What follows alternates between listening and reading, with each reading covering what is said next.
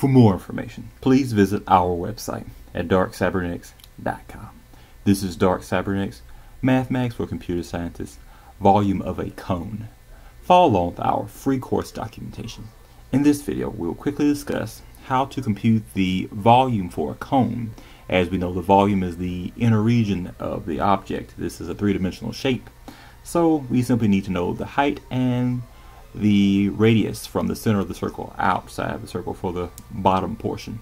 So suppose our radius was 3, right? And our height of this cone, the value from the bottom of the cone to the top of the cone, was 2, right?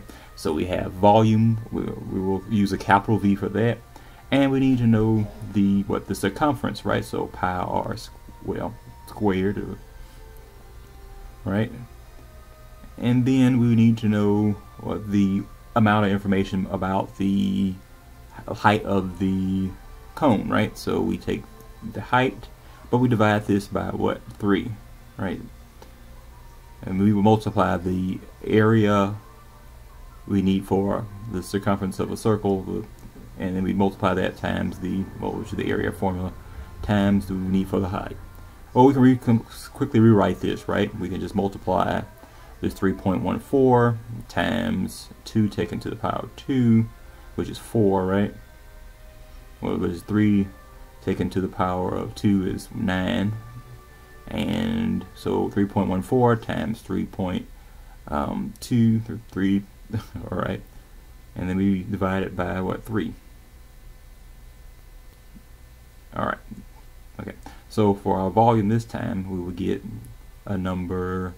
After we use a calculator, because it would be hard to simplify this expression, right, without a calculator. So we get 6 point, right, it's a decimal value,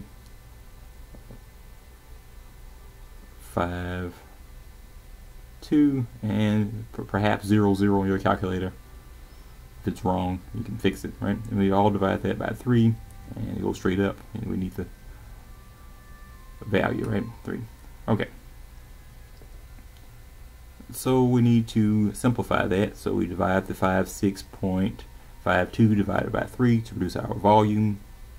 And in this case, our volume is 18.84. And that is in whatever units we need it to be in, 18.84. And for more information, please visit our website at DarkCyberetics.com.